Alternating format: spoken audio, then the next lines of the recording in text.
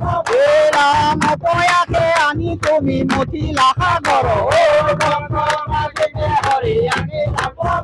ৰাম দানবক যুঁজিলা দেৱৰ হৈয়া